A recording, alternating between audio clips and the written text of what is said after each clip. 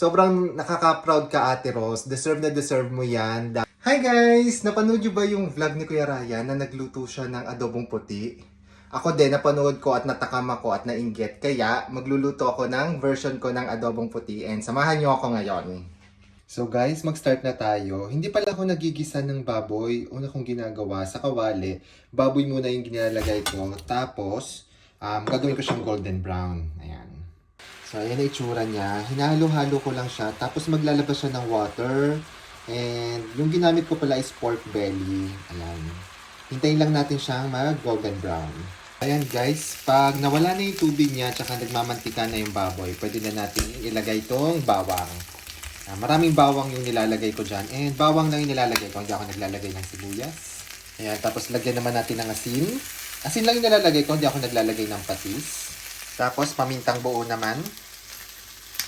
At yung panghuli ay dahon ng laurel. Ayan. Tapos halo-halo lang to. Ayan guys. Pag ganyan na itsura niyan, ang next step natin, lalagyan natin ng water. Ayan. Siyempre papalambutin natin yung karne. Hayaan lang natin siya and takloban natin. So ayan guys, hayaan lang muna nating lumambot yung karne. Siguro mga 30 to 40 minutes, depende kung malambot na yung karne. Check na lang. Tapos guys, dun sa vlog ni Kuya Ryan, binanggit niya na a-attend sila ng house blessing ng bahay ni Ate Rose. O di ba nakakatuwa, may bahay at lupa na si Ate Rose. Naalala ko, nung unang punta ni Ate Rose sa Habibi House, nandun pa ako noon, di pa ako nag-a-abroad. Sinabi niya sa akin, pangarap daw talaga niya para sa pamilya niya, magkaroon sila ng sariling bahay at lupa. At ngayon, matutupad na siya. Sobrang nakaka-proud ka, Ate Rose. Deserve na deserve mo yan dahil sobrang sipag mo rin naman. And sobrang congrats. Ayun, nakakatuwa. Kung makaka-attend lang sana ako, kaya lang April kasi daw yung house blessing, May pa ako uwi ng Pilipinas. Mamimiss ko siya pero okay lang. Ayun, congrats ulit, Ate Rose. Ayan, after 30 minutes at medyo malambot na yung karne natin, ang next na ilalagay natin na yung suka. Wala akong cane vinegar, kaya ito Japanese rice vinegar yung ilalagay ko. Tansya-tansya lang. Basta kapag medyo maasim. Tapos pakuluan lang natin yan. Huwag nating hahaluin ng tatakloban.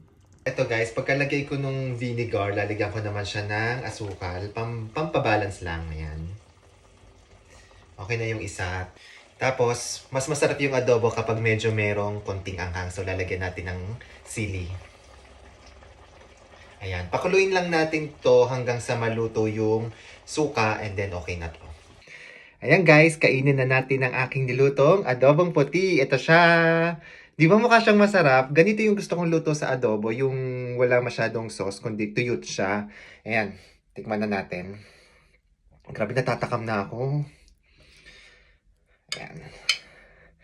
At mas masarap to kapag nagkakamay. Ayan, magkakamay tayo ngayon.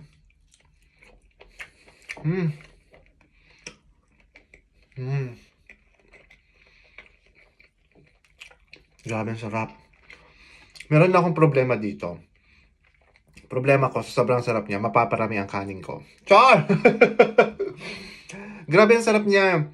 And pag ganito yung ulam, grabe talaga. Malakas makakanin to. And okay lang, ngayon lang naman, kaya okay lang. Wala tayong gulay. Yung ginawa ko, naglaga ako ng okra para may gulay naman tayo.